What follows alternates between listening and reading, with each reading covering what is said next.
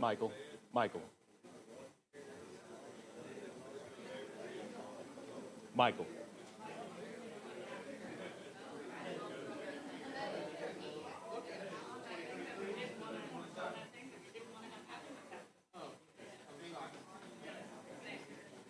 Which one is it? Just the workshop bat update? Which one specifically?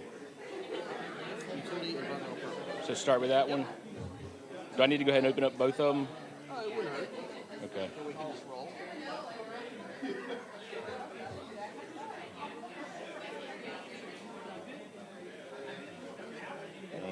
And will you need the other one too? Yeah. Open them all. Or I guess the oh, there's Tyler. Okay. That's not it.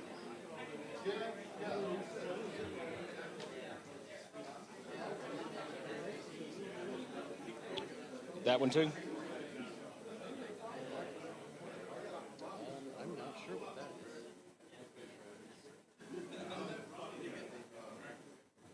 Let's open it up and see. That one too? Yep. All right. Go to... All right.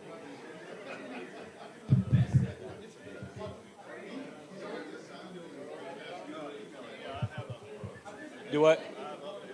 You have updated yours? All right, so that's the or traffic noise. Oh, bad updates. All right, so, all right.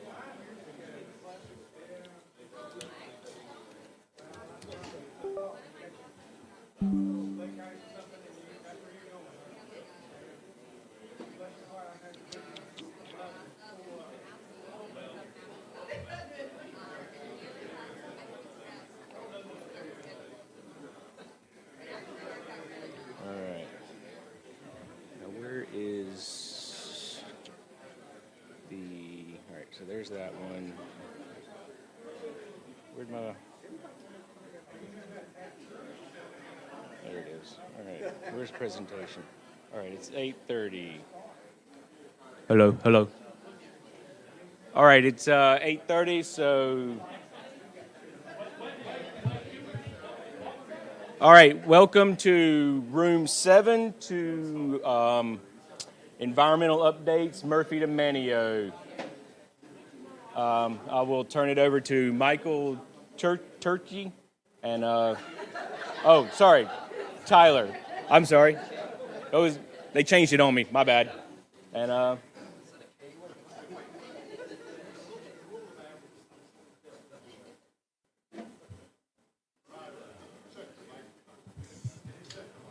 Check one, sibilance.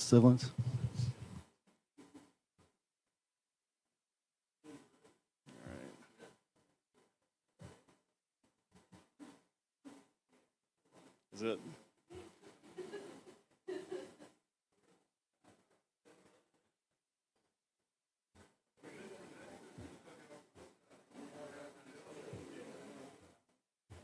what's going on here?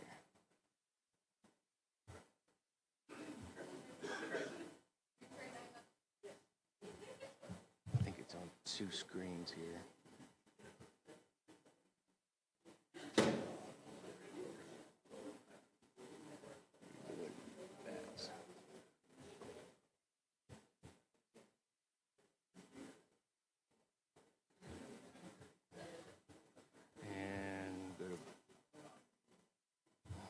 Will you be able to do it like that, or you want to? Can you do the presentation? Yeah.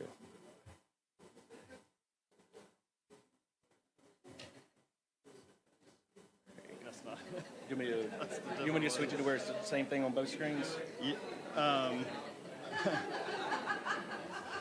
this is his presentation. It's not the bad one. Oh gosh, I'm sorry. Where is it? They are related. Where'd he go?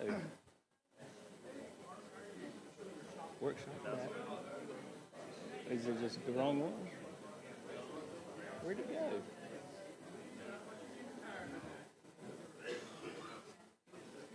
All right. So it's this one, right?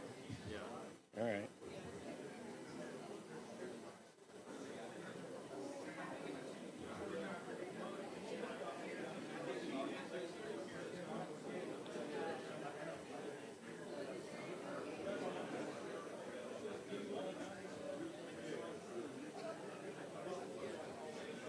All right, there it is.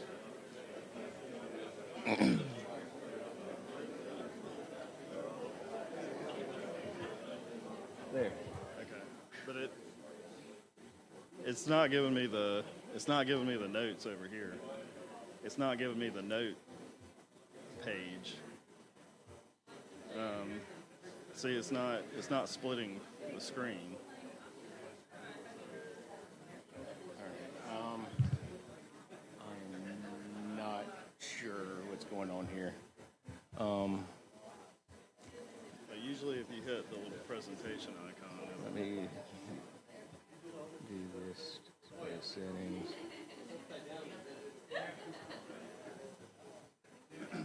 Where is it? Where's the?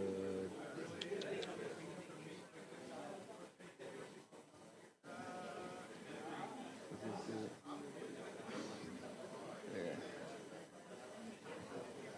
All right. There. Now. it's still not. So I don't. I'm not able to see my note. Yeah.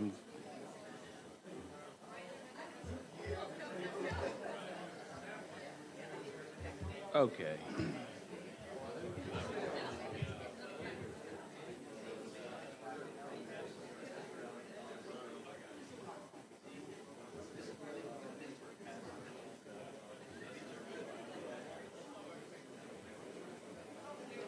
Just close all this down. All right. All right. Now you want presentation. Where is it?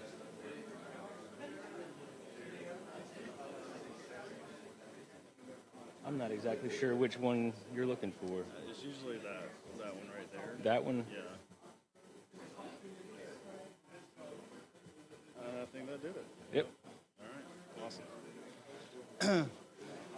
All right. Good morning, everyone.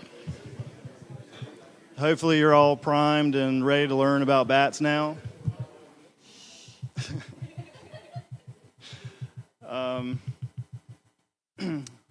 So Jamie had asked me to give some updates on what's happening with bats this season, and unfortunately I don't have a lot to report. There hasn't been a whole lot happening in recent months.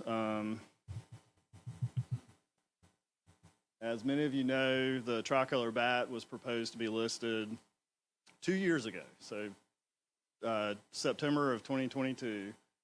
We had expected that to occur last September of 23, and that didn't happen. So we're still waiting. I've got no word from the service. Our local field offices have no idea when that is going to happen. So I don't have a lot to report. I was hoping to share with you the programmatic we've been working on for Divisions 9 through 14. That was actually anticipated to be signed yesterday, but given the events in Asheville, that's not likely to occur anytime soon. We do have programmatics for tricolor and northern long-ear in Divisions 1 through 8. There's been no changes to that. One other thing to point out is the Federal Highways range-wide was updated to include tricolor bat, and that did include a fee schedule, which we did not have before. And we are in the works of setting up a conservation fund for bats in North Carolina with WRC. I think the cost of that is going to be somewhere around $9,000 an acre for tree clearing. We have proposed a fee schedule for the DOT programmatic in 9 through 14 that will be considerably less, somewhere probably around $5,000 an acre. And then the last thing is I encourage you to continue to check IPAC. There's been some recent changes to the range. The service in the last year or so has moved to this one range program where instead of allowing the field offices to set their own ranges for species, they're trying to do a national effort. And this is the first thing I've seen them use this sort of modeling option. This is a kind of a raster effort for bats. And all these little pixels you see are 5 kilometer square areas. They released this, I think, sometime last year, early this year, and they're continuing to update it. Cheryl Knapp on my team, she made this map to kind of illustrate some of the changes. So you can see the purple pixels are where it was removed, and there's some light. I don't know if you can really see them. There's some kind of aqua colored ones that are new. My recommendation, if you've got a project that's sort of in this blob and it's not in a blue pixel, do a risk assessment. There's a chance that at some point it could be listed in that spot. So, depending on when your activities are your tree clearing, structure replacement is going to occur, you may want to weigh the risk of not consulting on that species. If you're out towards sort of the extreme side of the range, that's kind of a different story. So yeah, I'd encourage you to do that. But that's it for updates. I did want to take this opportunity to do kind of a TED Talk on bats. I know everybody loves hearing about them. So why do we protect bats? I think most people think bats are vermin. They carry rabies. They turn gentle St. Bernards into ravenous killers. There's the stuff of nightmares. They caused the COVID pandemic. But who likes margaritas in here? You may be surprised to know that the agave cactus, which tequila is made from, is almost entirely pollinated by bats. The agave flowers primarily at night, and they're in desert regions where there's not a lot of other pollinators, so the bats pollinate with their furry little faces. They also are excellent pest control. A single insectivorous bat can eat approximately 1,000 mosquitoes per hour. And they also feed on insects that attack crops. The reason that bats are imperiled, or at least the recent species that we have listed, is due to a disease. It's called white nose syndrome. It's caused by a fungus that infects them in their hibernacula, and it results in respiratory issues, which causes them to come out of hibernation during the winter, and they lose their fat reserves, and they ultimately succumb to it. And it's estimated that the northern long-eared and the tricolor bat, their populations have declined about 90% across their range. So that brings me on my next point. It's not just the bats. It's not, pesky mosquitoes, but this has impacted human health. Just 2 weeks ago, some research was published that demonstrates a correlation between bat population losses in white nose syndrome areas that farmers have had to increase pesticide use. And what the paper showed was that as pesticide use increases, infant mortality goes up. So, you know, what's more important?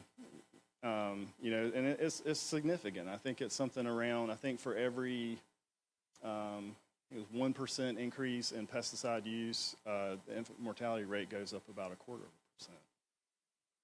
So that's why bats. I think that's why we protect them. That's all I have. So thank you. I don't know if I even introduced myself at the beginning from all the chaos. I'm Tyler Stanton. I'm the group leader for the Biological Surveys Group and the Environmental Analysis Unit. I put Cheryl's contact information up here. She is the terrestrial team leader, which is primarily the bat team. So if you guys have any questions, send them to Cheryl. All right. Yes, sir.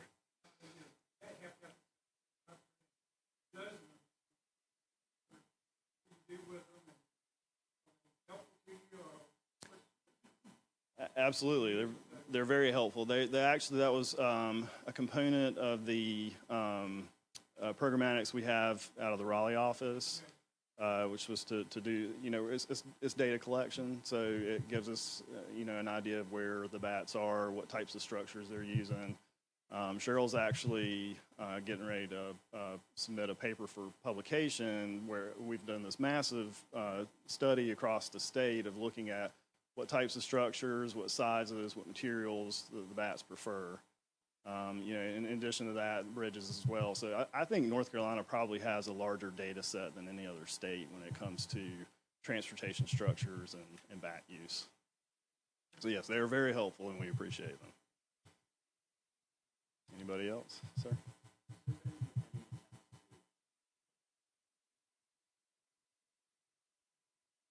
Yeah, the source, it's believed it was brought over from Europe, and it's really just been in this century. It's been in the past, you know, maybe 15 years or so, and it's slowly spread across the country.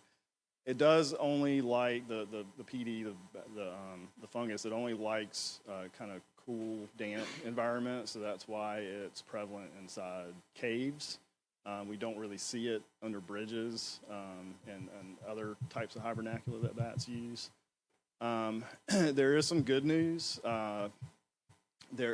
Currently, there's a lot of attempts to control it through, you know, fungicides in hibernacula, but some bat species seem to be adapting, and tricolor is one of them. I think in some areas, I think Tennessee, they've seen maybe about a 30% increase in tricolor populations. You know, and so that's a good point as to why allowing bats to use our transportation structures are important, because that kind of gives them, you know, relief from these areas where they could spread the disease. Anybody else?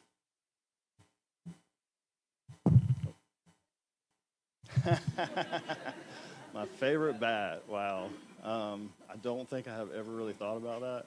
I would say the tricoloreds are the cute because they're small. They're the smallest bat species we have in North America. The Mexican freetail,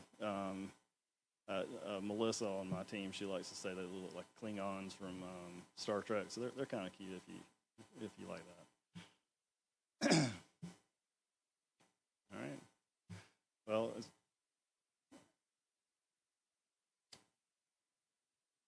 for bats. So in divisions 9 through 14, where we don't currently have the programmatic, we will get informal consultation if we are able to do the, you know, the actions that impact them, primarily in the wintertime. So most of the bat species hibernate in the winter months, and so they're not on the landscape. So if we can delay tree clearing until they're off the landscape, and we can also ensure that we're not going to be taking any structures while you know, while they're potentially present, then we can get an informal consultation.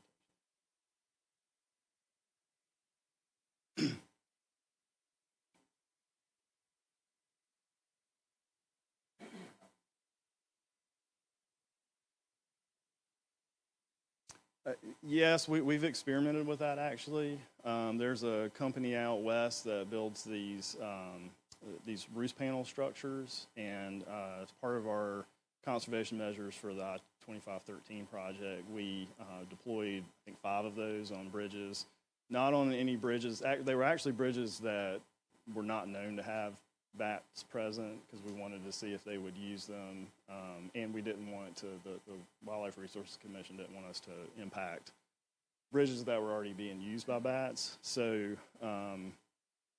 unfortunately, I wouldn't really call it a success. I think after 5 years, I think we've been monitoring those now. I think we've seen 1 panel being used. It was a gray bat, which is another bat species. Yeah, I don't think in the southeast it doesn't appear that artificial roof structures tend to be very effective. They seem to work better out west, where I think there's more limited availability. A lot of our bats are tree roosting bats. If there's trees available, they tend to use that more. Sir?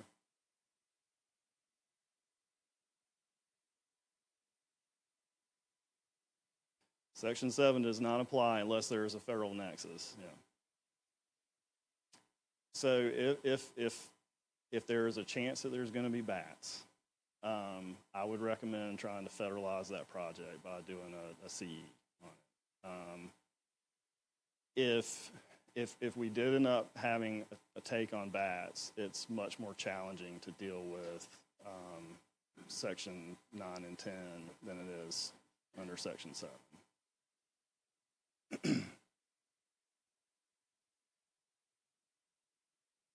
So section 10 is the section that actually refers to take. Section 9 has to do with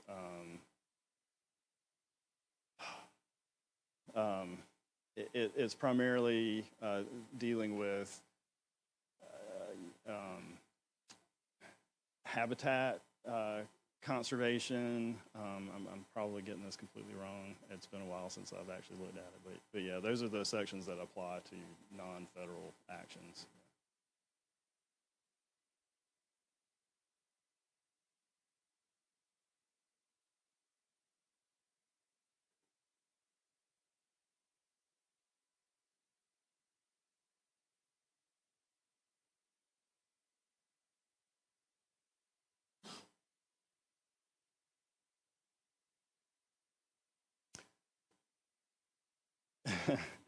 I think just ensure that you're not going to take a bat.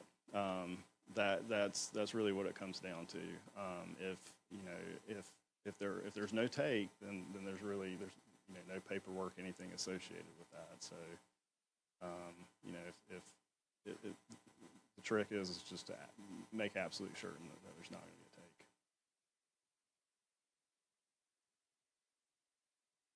All right. Guess I'll turn it over to Michael.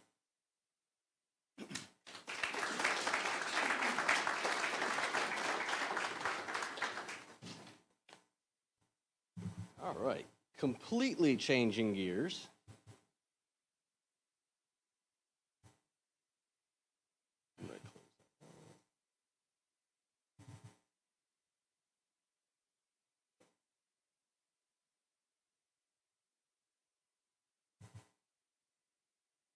All right. So my name is Michael Turchi. I work in our environmental coordination and permitting group in the environmental analysis unit. And again, completely changing gears, going to go away from bats, and I'm going to talk about a really easy, simple topic to talk about early in the morning, and that's utility environmental permitting. So as you know, our department is trying to shift to acquire permits, or let me rephrase that, move utilities before a project goes to construction, to have those utilities completely cleared so that when a contractor is awarded a project, they are ready to go. Many of you in this room know that that sounds really easy, but in practice, it's not. So how many of you have ever been in a meeting and that question comes up? Hey, we want to move utilities for this project. Do we need permits for it? My favorite part is normally it comes, the next sentence is, yeah, and we want to start next week or maybe the week after. Can Can you do that? Can you get those for us if we even need them? And for many of you, a lot of the things that are bouncing in your head of all of the environmental topics that you need to clear to really answer that question, to really know that information. And so this conversation today is, or my goal today, is to introduce you to 2 new topics or 2 new concepts, and then show you some tools that we've been working on for this topic. Because I don't feel like, as you know, when that question is asked to you, it's usually too late. It's usually too late to acquire those environmental permits to move utilities before the project is awarded. You only have 2 options at that point, really, is either delay the project or you miss the goal of moving those utilities early. So we'll go through 2 new concepts. I'll show you some tools that we have. I do have some caveats. One is that I'm going to make this sound real easy. It is not. You all know that, but I just need to throw that out there. There's a lot of nuances to this, and each project is very different. And these ideas and concepts that I'm throwing up here are very, very new. This whole idea is still in its infancy. It has a long ways to go, but we're filling a toolbox that really doesn't have any good tools or robust tools. So this is the first steps in making this process a little better. So I always like to back up and talk about why utility impacts have to be permitted with the transportation project. Many of you know this, but for those of you who don't, federal and state environmental regulations require us, NCDOT, and any applicant to show all of their impacts to water resources from a proposed project. A lot of you may have heard this as a but for. In other words, if the utility impact is but for the transportation project, it all needs to be permitted together. And so that's where that clause and that phrase comes from. This is the why, this is the teeth, this is the reason why we have to permit our utility impacts with the transportation project. All right, I'm going to jump back now and go over concept number 1. The first thing we need is a better touch point. We have to have a better conversation than, hey, do I need utility permits for this, and can you get those tomorrow? Let's see what we can do to establish a better meeting point and a consistent meeting point, and we actually already have that. It's written into the PDN called a right-of-way utility and permit strategy meeting. It's 2 p.m. 2. It hasn't really been used that extensively, but we're hoping that this is a good point to have this at least first conversation. Now, from this point forward, I know there's a lot of this meeting that is a right-of-way component and a utility component. From here on, I'm just really going to talk about the environmental and utility component to this meeting. But the overall outcome of that meeting is a permitting path. I'll get into that a little bit in a second, but we're establishing what deliverables are required and when you will need them to permit a project to be able to move those utilities early. And the second concept is sort of looking at the schedule a little differently, having a due date when you need to move those utilities early. So the first due date that we have, and we're all probably familiar with that one, is the let review date. That's when we have had our permits due for traditional projects where you don't have to move utilities early or don't require permits to move those utilities early. But there's a new term out there. You may have seen it on the schedule itself. It's a milestone now, and it's utility relocation by others begins. Or as my team affectionately calls it, you are Bob. So now we have sort of the beginning and the end point of this conversation. We have the new concept that discusses the permit strategy meeting and sort of an end point that establishes one of these 2 goals, a let review date or a goal of utility relocation by others. You are Bob. Now, I know that there's a lot of other factors that go into this decision, sort of filling the gap between those 2 new concepts. It matters if there's utility impacts to water resources, who your lead federal agency is, where the project is located, protected species issues. We know there's a lot that goes into this. And so that's what we've developed to try to rein this in and to make the meetings more productive and to give a project a clearer path. Now, this is the tool itself. I'm going to get into this in a moment, but I'm showing it to you conceptually today. So I know this is very hard to read and incredibly blurry, but that's okay. I'm going to show you the links to get to these resources at the end of this presentation. But I just kind of wanted to walk through the idea of it. So on the left side, you have at the very top, the permit strategy meeting. And again, that meeting that's going to happen very earlier than we typically talk about environmental permitting. We're not going to have a lot of impact answers. There's going to be a lot of unknowns, but we are going to have an NRTR done, and we are going to have the utilities identified. And to help you have a successful meeting, the page on the right of that is sort of a checklist. 3 different sections. The first part is what the environmental folks will bring to the meeting. The middle part is what the utility folks might bring to the meeting. But the bottom part is the key, and that's what is the result of that meeting, of saying this is the direction or the path that we want to have our permits due by, and these are those dates that we'll be requesting drawings, and we need to send the permit applications off and those types of activities. But the idea is at the permit strategy meeting, you have utilities, the project manager, and your environmental folks sit down and sort of evaluate what is out there. Are there utilities that are present on the project that are going to require their own impacts? Are they extensive? And you're going to make a decision, again, not knowing all of the details at that time. You're going to sort of make a risk assessment to come down, okay, I have a green project, I don't have any utility impacts, or my utility impacts are light and they're co-located within the roadway impacts. So in that case, I might not need to have those utilities relocated early. Might not have to get permits early for that project. It might be a green project. And then you might have a project where you're like, wow, I don't know what our exact impacts are, but I know we have a gravity sewer over here. I know we're going to be close to it. There's a project that you might want to go ahead and say, you know what, we need to plan on getting those utility impacts or those drawings early for that project. We need to plan on permitting that one early. So in that case, it's going to be red, and it's going to give us a UR-Bob date is for when we need to have our environmental permits done for that particular project.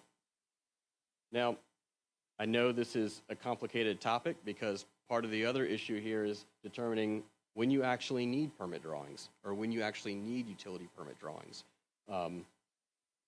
That can be confusing because you can have utility impacts that require permitting, but those utility impacts may be co-located in your roadway impacts.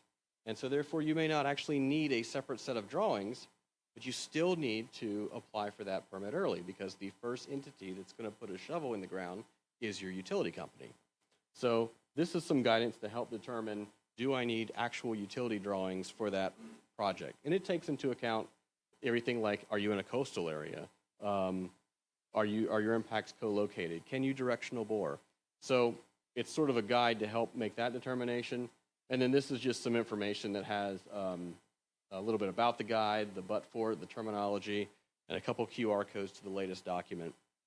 And that's one thing that I encourage is you can go to this document, you can print it off, you can print it on a ledger size paper so it's kind of front and back. But please, it's being updated frequently, so make sure that you're using the latest and greatest one that we have out there. And the other thing, too, that I get a lot about this topic is, what do I do if my project's not using the PDN, if it's a maintenance project or it doesn't quite fit? Or what do I do if the project is well beyond the 2 PM2 stage? And the answer to that I have is still reach out to your environmental folks. You can still have a good quality permit strategy meeting even a little later down the road. And I will assure you that we would rather guide you at this stage than say, oh, we should have started on this years ago, which this is definitely going to result in a delay. So go ahead and have the meeting, ask the question. And then my last slide is the location of these documents. So this is the location to our website, which has this and a lot of information on it regarding permitting and job aids. And then the direct link to the job aid that you saw on the screen is the QR code on the left. So I'm sure I explained everything and there'll be no questions because it's such an easy topic. But if you have anything, Pat.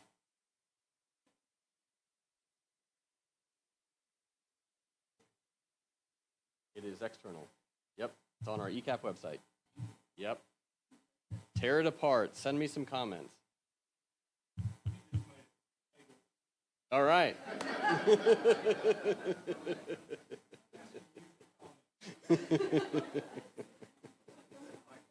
Yes.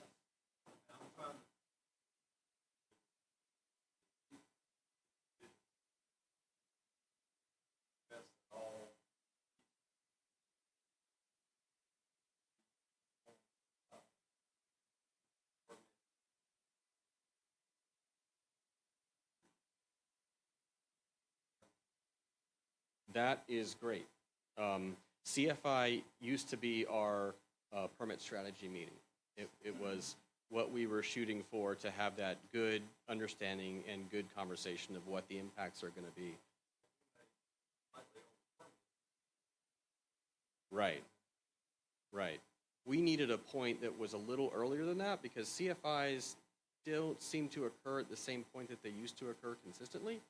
And so we would find that there would be a lot of work already done at the CFI, and we really needed to get those permits almost when the CFI was over. So this was a good way to make sure that that's done even earlier. Right.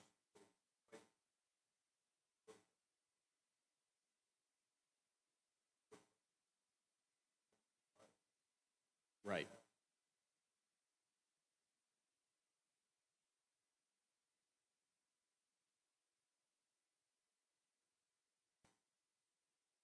Yes, as long as you're allowing enough time after that CFI to acquire the permit. Yep, 8 months, 9 months, whatever that might be. Right. Yep. And I know part of the strategy meeting, there's a concerted effort to try to buy those parcels that have the utility impact, so that we're buying right of way at a strategic time instead of alphabetically or in any other way. We're getting those parcels as we need them first.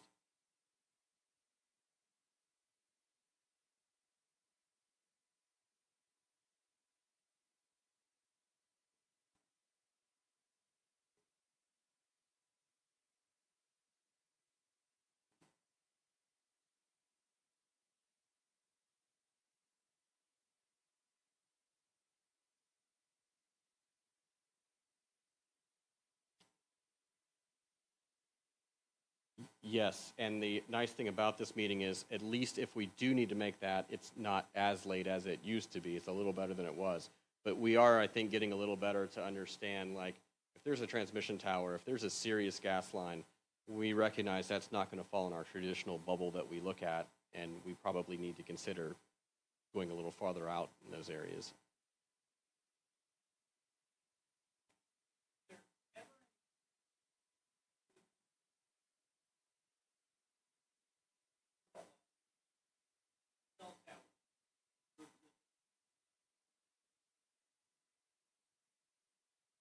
Right, right. So when I do this presentation, I'm always trying to show you the, the, the legal way that the Corps has instructed us, how we need to be showing our impacts, but we're all realistic that that's not occurring on every project. You just can't possibly do that in all instances. And there's a lot of things that we don't know. I believe I just learned last week, for years, Piedmont Natural Gas in one section, they're great. They have an environmental staff. They're good at permitting, but they were requiring all the permits for the projects, going through different Corps reps than we have. So we were actually double permitted in a few cases. So I'm sure that those things do exist out there. And then there's also betterments that I didn't get into, but is described a little bit on the slide, because those can get very, that sounds straightforward, but we all know that that can get very gray very quickly. So this is we're putting out a guide that we're trying to guarantee the best success, but we do realize and acknowledge that it's not 100%. I will tell you, our Corps reps are getting better at recognizing they, as the Wilmington district, are making sure that they are recognizing when a utility company comes to us and they have any question, or excuse me, comes to them, and they have any question of, is that related to a transportation project, they're going to start reaching out to their transportation group to make sure that they're reviewing that the way they need to, because it's a pretty big liability for them to be double permitting or not considering the complete impact. Hey.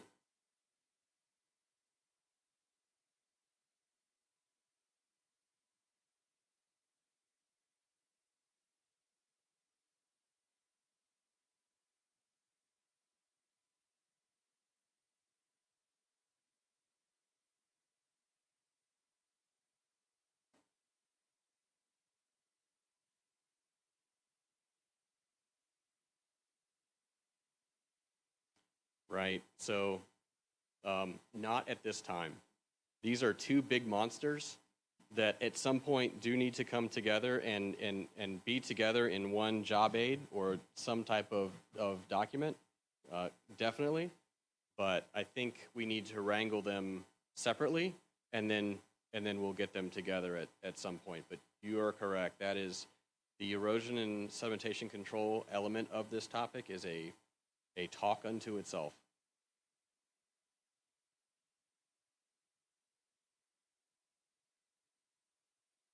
Yes.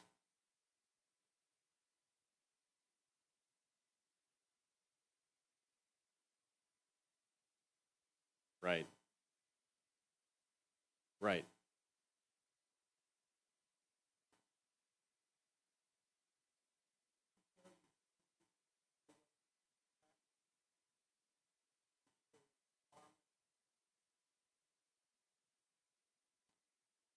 If you can show them together, um,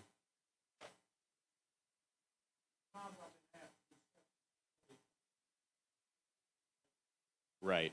So utility has a reason for that. I'm not the expert to speak on that. And there's also, I don't want to get that confused with co-located impacts. Co-located impacts are where the utilities can fit into the impacts that we already have for the roadway project. But I think what you're talking about is you have a separate impact, say a gravity sewer line over here. You have your roadway impact. You're asking, can those be placed into the same hydro drawing set? Right. So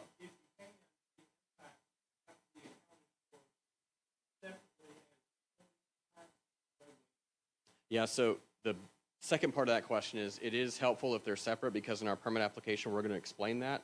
Those impacts are accounted for differently and the mitigation is different for them. So we want to make sure that we're doing, we're describing those appropriately. But back to your question, utilities prefers those to be on separate drawings. So that's the direction that their guidance currently says. I'd have to defer to them to the actual drawing component of that.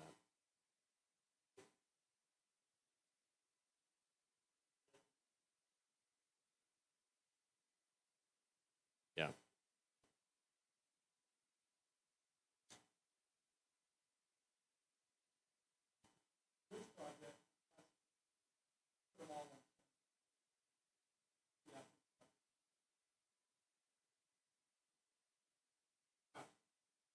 Yep. All right. Simple stuff.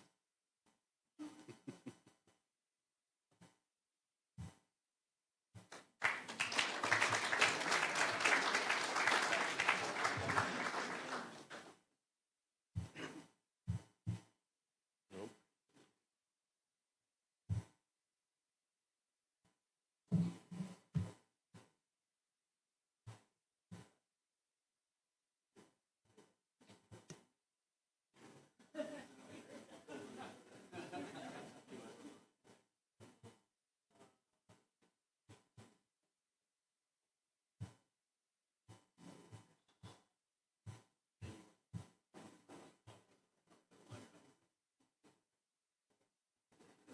Oh, okay.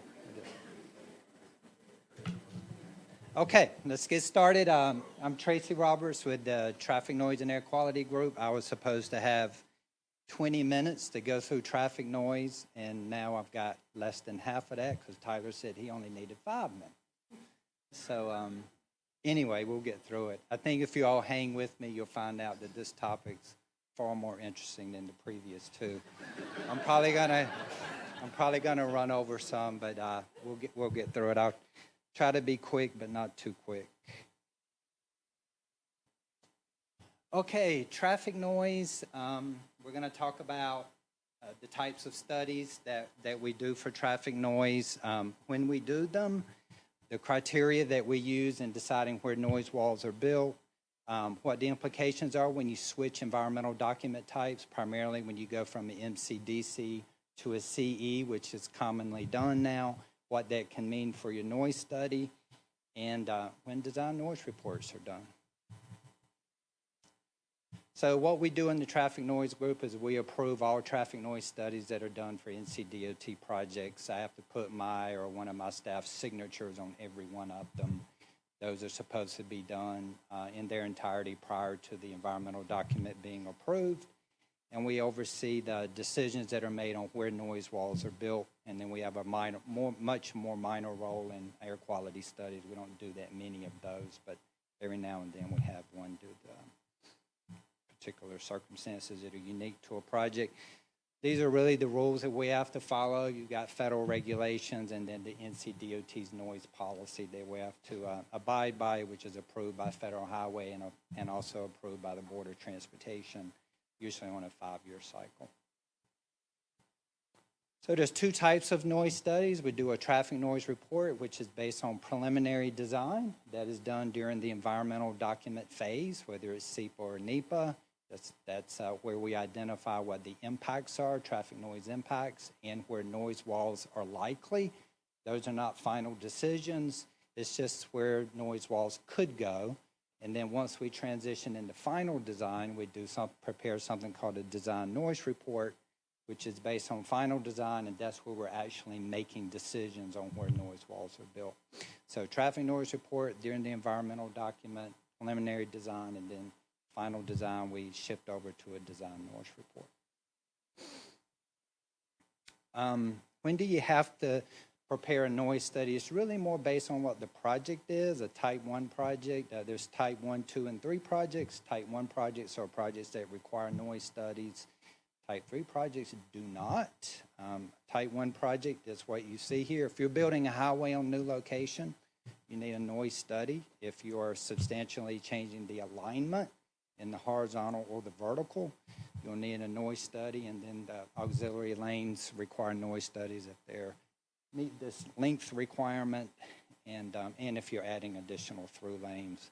One thing to keep in mind, if you noticed in the blue box here, if any part of your project requires a noise study, then the entire thing has to be included in the noise study. So if you had a 10-mile long project and you're only adding a lane on 1 mile of it, and the other 9 miles you're just doing, restriping or changing out the signage or whatnot, or putting in new guardrail, your study has to include the entire thing. So type 3 projects don't require noise studies. You can see what those are. These are projects that are not adding capacity to the traffic carrying capacity to the highway. If you're using state funds, then you may have to do a noise study. If you're preparing a state EA or a state EIS, then you will have to do a noise study if you are building a highway on a new location or adding additional through lanes, or if you're changing the alignment in a substantial way. For state projects where you're MCDCs, you don't have to do a noise study generally. However, if you think the project will be controversial on traffic noise grounds, the project manager may decide to do a noise study anyway, even though it's not technically required, and may even build noise walls from an MCDC that didn't even require a study. We do have examples of that. So keeping in mind, MCDC, generally no noise study. Noise is controversial based on your public outreach. We can do one anyway. Well, I'm going to talk about all of this, and they need to spend a lot of time on it. So when do we build noise walls? There's a few criteria that have to be met. Those are 3 of them here. Feasibility, we have a couple criteria that have to be met. One, can we physically build the wall? Is it conflicting with utilities? Do we have the adequate right-of-way? Is it conflicting with drainage, or there's some conflicts there that we can't resolve that may make the wall not feasible to build? We also look at reasonableness. There's a few criteria there, and practicability. Next slide gets in a little more detail. Under feasibility, wall needs to be able to reduce traffic noise by a substantial amount. We model that. If we can't meet that criteria, then the wall dies and it goes away, and it's, of course, not built or given any further consideration. The engineering feasibility I just talked about, we got to physically be able to put the wall there. We've got to have the space. We can't have conflicts with utilities and whatnot. This ultimately is a judgment call. In the world of civil engineering, almost anything is possible with enough money and enough time, so conflicts can be resolved, but at what cost? That is a decision that the division engineer or his or her representative can make. Reasonableness has to do with, again, the amount of noise level reduction that a wall can provide. And we look at a cost effectiveness criteria. We look at how many homes are going to be built compared to what size wall it would take. And then there's a formula we use to determine if it's cost effective. And then in the final design stage, there's a balloting process. So the community that's behind the wall gets to vote on whether they want one or not. Usually they pass. Who wouldn't want a noise wall? Sometimes. So on state-funded projects, there's also an additional criteria called practicability, only for state-funded projects. Division engineer gets to decide what's practicable. This definition is pretty broad, so that person can use a variety of factors that are a little more squishy. I would say like compatibility with the corridor is what I've seen before. The city not supporting a noise wall, I've seen that one. Concern about graffiti being applied to a wall. Those are all factors that have been used. I'm not a big fan of those because I think they're hard to defend to the community that's demanding a noise wall. Plus, the city may not support it, but when that neighborhood starts calling in and complaining to the city, they're going to send them to the DOT. Okay, environmental document type. So feasibility versus practicability, you just have more discretion. Division has more discretion on where noise walls are built. Feasibility, it's a little more tight, it's a little more constrained. You got to have really solid reasons why you're not building a wall. But in any case, if you don't build one, just be prepared that you're going to have to defend your decision to that community. Okay? They're going to come to you one day and say, why aren't we getting a noise wall? We're going to go to the record, see what the factors the division uses, say no, and that has to be defended to that community. So just keep that in mind. Whatever reasons you're using, make sure they're defensible. So noise walls can be controversial. The public loves noise walls. They're very popular. We get tons of emails. The new section of 540 just opened last week, and we've gotten over 40 emails already. People love noise walls, so if we're going to say no, we got to be prepared to defend those decisions. They can get political. So communities will go to their local government. They may go to their representative in the legislature. They may go to their representative in Congress and say, the DOT is shortchanging us here. Their project's impacting our quality of life. We're not getting a noise wall, and we need your assistance. That happens pretty regularly.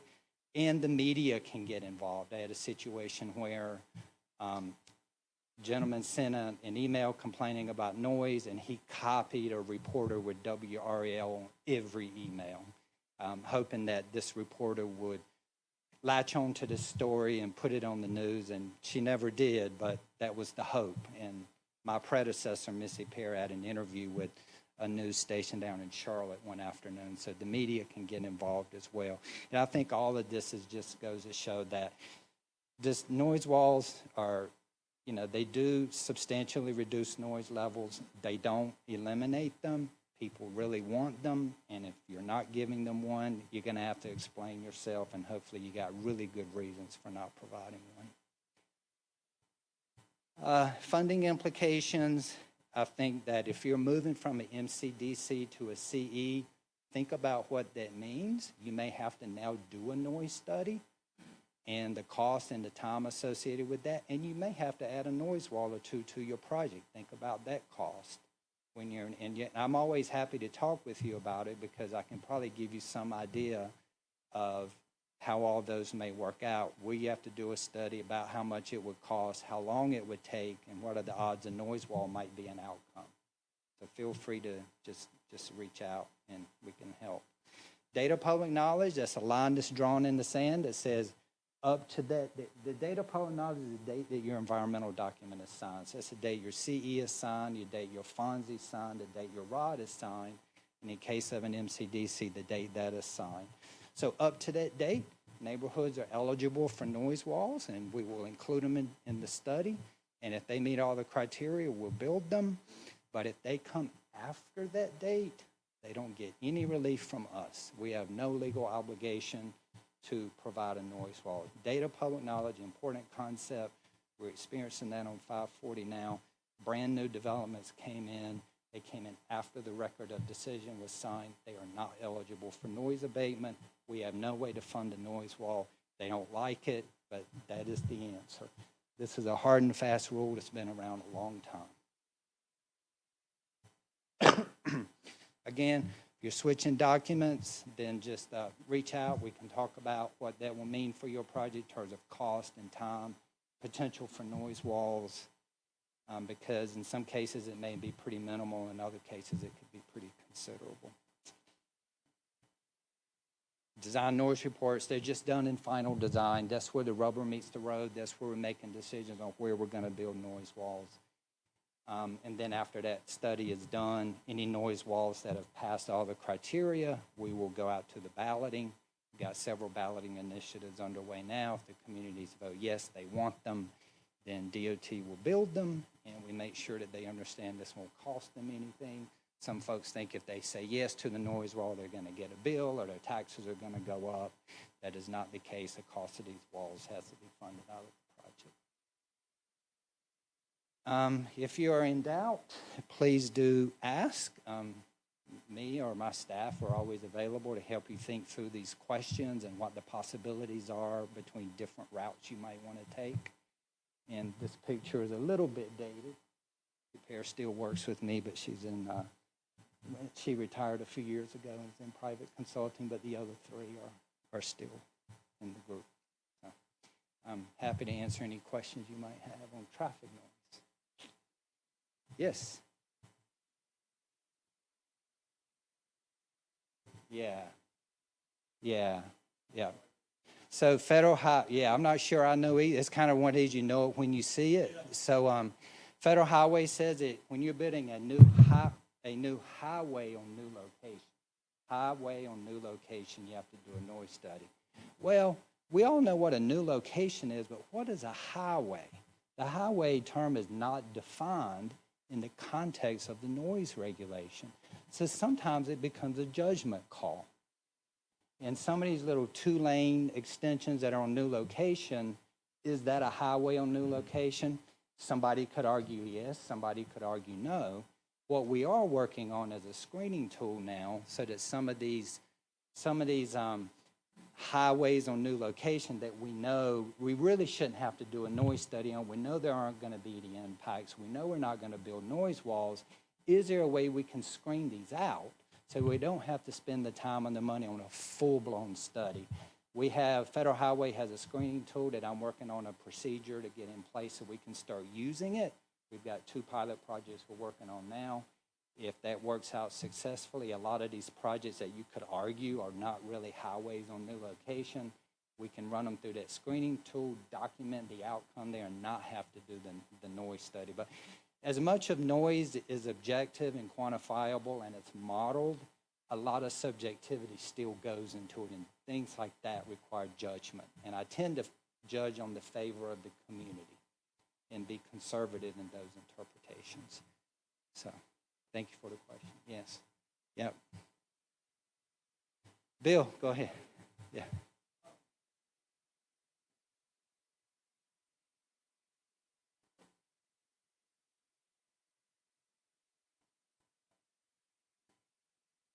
Yeah, so there's a number of abatement measures that are available out there. The go-to solution is the concrete noise wall because we know they work, we know how to build them, we know how well they function, they don't require a lot of space.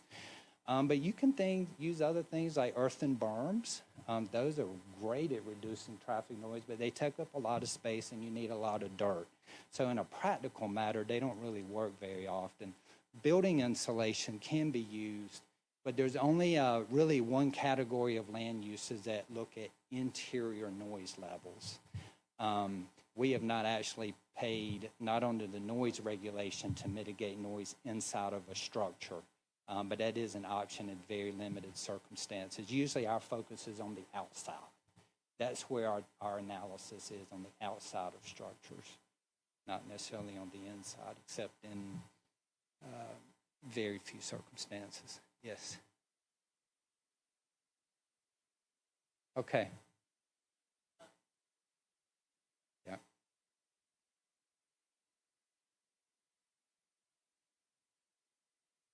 Yeah. Thank you for bringing that up. So, what's important is the type of environmental document you're preparing, not the funding source. Okay? If you're doing a CE that's federal, you may be paying for it with money you raised in a brownie sale, or you may be, maybe the local government's paying for the project, or maybe you're using state money. That's all immaterial. What matters is your environmental document. If you're doing a CE or EA FONSI, C is going to be federal. You have to do the study regardless of the funding source. Yeah. The only way you could not do it is if it was not one of these type 1 projects. Then you wouldn't have to do it. But otherwise, you'd have to do it regardless of funding. Yeah. Yes.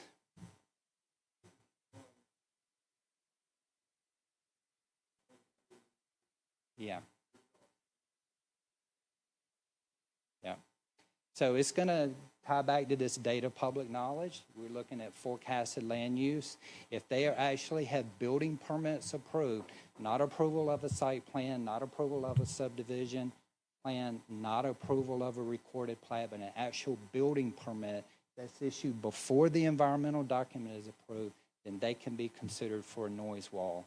If it comes after that, we don't even include them in the study because there's nothing we can do for the impacts. What we do for vacant land is we prepare traffic noise contour data. So in our model, we predict what future noise levels will be on vacant land, and we provide that to the local government. And the idea behind it is they take this information and do noise-compatible land use planning. But in reality, they don't really use it for much. I almost never get calls from local governments. When I do, I've had maybe 3 calls, and 2 of the 3 were, are we required to do anything with this? And I said no. And they said, okay, thank you, and we hung up. But the idea is that you should be doing good noise-compatible land use planning because we have no jurisdiction over land use. We build the highway to land use as the local government's jurisdiction. So they approve subdivisions next to really busy highways. There's nothing done for traffic noise. The highway's built, folks move into the new neighborhood, and then they complain about noise. They go to the local government. The local government says, go to DOT. It's their highway that's producing the noise. We say, well, you came in after this date of public knowledge. We can't do anything for you. And the neighborhood's upset because now they feel like they're left holding the bag and nobody's going to do anything for them. I will add that they made a decision to buy there knowing that highway was there, so they have some responsibility in this as well. Yes, sir.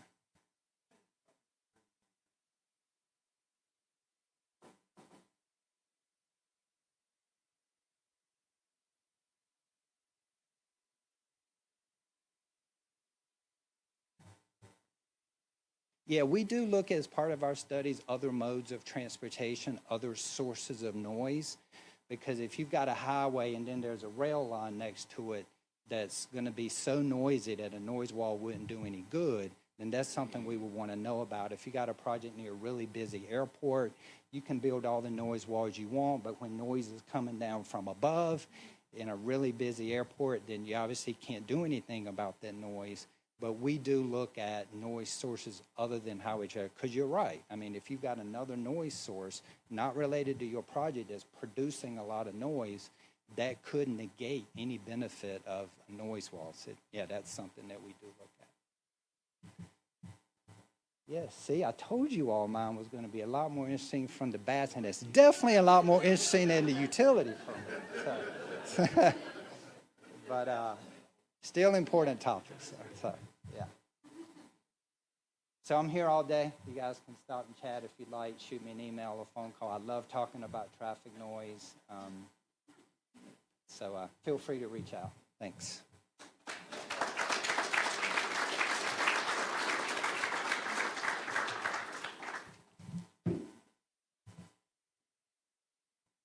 All right. Thank y'all for showing up. Got done a little bit quicker than expected. Yeah, you still got more. Go to 9:45. You got to 9:45. You got another.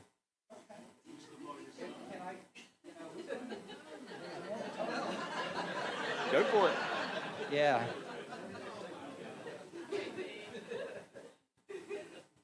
Yes. So we can, yeah, yeah. I went through some of this pretty quickly. Yeah, yeah. So, and then folks are starting to move out, so maybe that's a sign. But I like to tell anecdotes of, yes.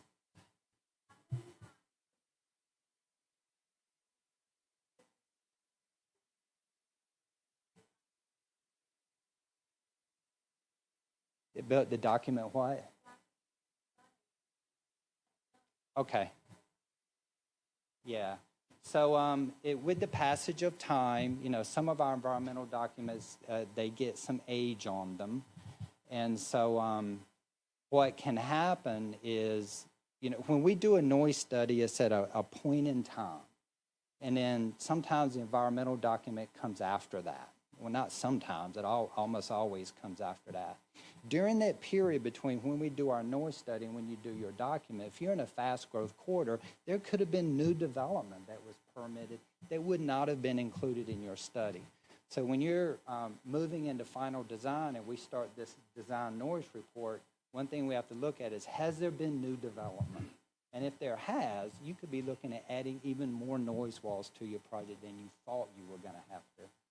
You were going to have to add.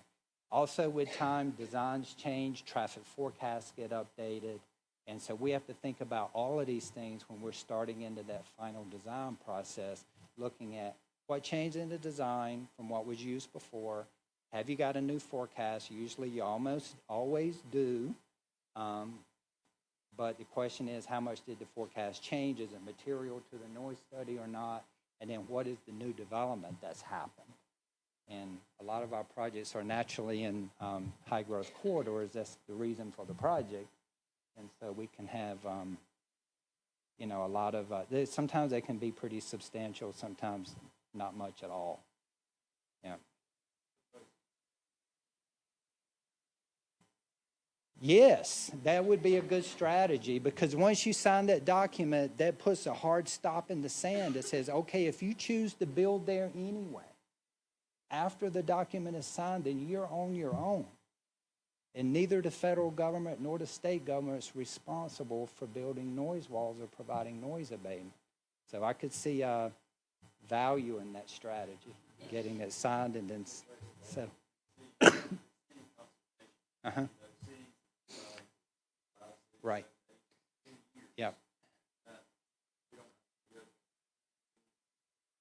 So in a consultation, that gives us an opportunity to look at what's changed. And so in the world of, so often the answer in the world of NEPA and traffic noise is it depends. So I almost never give a universal answer to any, sometimes you can, but a lot of times not. I think we would need to look at the situation, look at the studies that were done. The CE has got some age on it. How has the design changed? How has development changed? How has your forecast changed? And then make a decision about any additional noise studies that need to be done. If you're widening a project and there's tons of driveway connections for every lot, there's no value in redoing a noise study. You cannot put a noise wall there. You will landlock those homes, and then you don't have anything to benefit from the noise wall. But there may be other circumstances where there have been notable changes, and you'd have to redo your noise study and take another look. I know you had your hand up. Go ahead. Oh, it was? Okay. Yeah.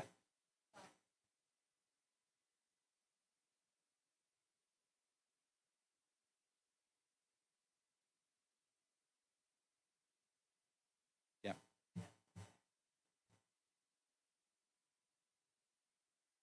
Mm-hmm. Yeah, so just like any regulation or policy out there, they get updated with time. Federal Highway updates their noise regulation. The last time they updated it was in 2010, took effect in 2011. They are in the process of updating it again. We revisit our noise policy with the board every 5 years. So when the regulations change and our policy changes, then we have to look at how does that affect the noise study that we've done, and particularly noise studies going forward and noise studies in the past. But usually if your document is signed, then you are not going to be subject to new regulations or changed regulations or a changed policy. That document signature date will kind of lock in what the rules are for your project. And then any changes that come after that your project wouldn't be subject to that. Yeah.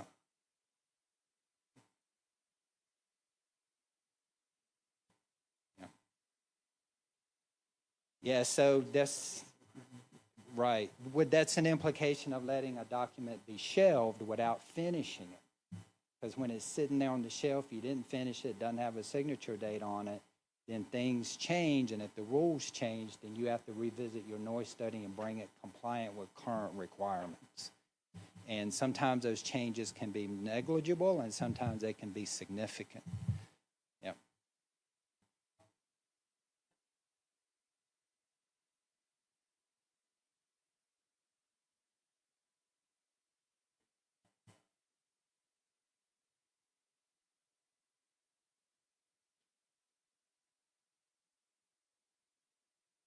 Yep. Yeah, so these are betterments, and there's an option to have third-party agreements to build something better than what DOT typically builds. We'll build concrete noise walls. They can be stamped to look like stone or brick, and then we stain them a variety of shades of grays and browns. That's the standard noise wall that comes at DOT's expense. If a local government or a community wants something better than that, they want a real brick wall, or they want a transparent wall, or they want to do some nice, etching on the wall to represent the local setting, they can do that, but they are on the hook for 100% of that cost. And usually when you present them with the cost, the preferences go away. And they say, well, we're happy with DOT standard wall, we'll just take that. But when folks have financial skin in the game, and they have to come to the table with money, then you see those kinds of requests tend to wane. But we do have an option. We can have a third-party agreement, but it can only be with the local government. It can't be with a neighborhood, can't be with a homeowners association. We only do third-party agreements with local governments. But these noise walls are expensive, and when you're talking about upgrading them to do something better than the standard, there's a lot of cost involved, and usually local governments don't have that money, or it's not the way they want to spend their money. Because I think we build pretty nice looking noise walls. Yes. Mm-hmm.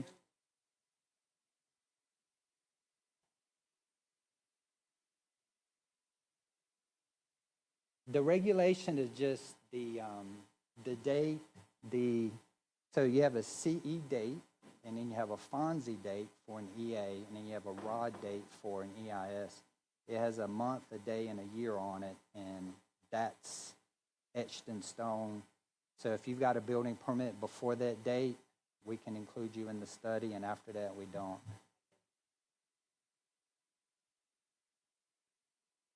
Okay, so as you know, leading up to an environmental document, DOT has a very robust public outreach program. And so we oftentimes have websites where we'll post the environmental documents.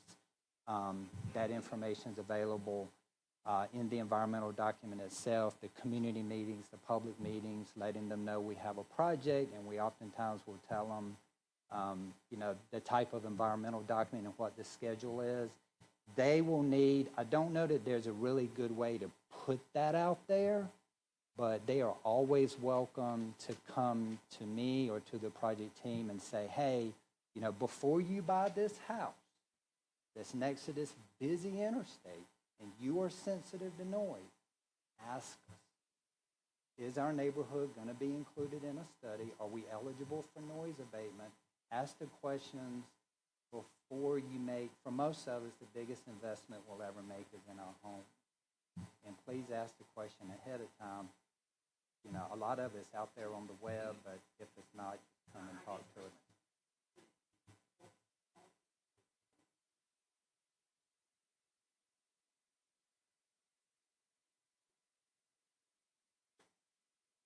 Yeah, and so I have the noise component of a project, but, you know, the project managers get to decide how, you know, if they want to have, I think you're asking me for an answer about how do we get to the public this date? How is it advertised to them? And so, there's probably, you know, just through the normal public involvement process. I don't know that there's really a good answer to that. I just encourage people to please reach out before you make an investment in a piece of property and ask us about what you're eligible. Because even if you think about it, even if you did have a permit before this date of public, if we just concede that point, there's still no guarantee you'll get a noise wall. There's not even a guarantee you'll be included in the final study. So always reach out and ask. That date is one important data point, but it's not the whole story. Yes. Now have I used all the time? Yeah. All right. Thanks, you all.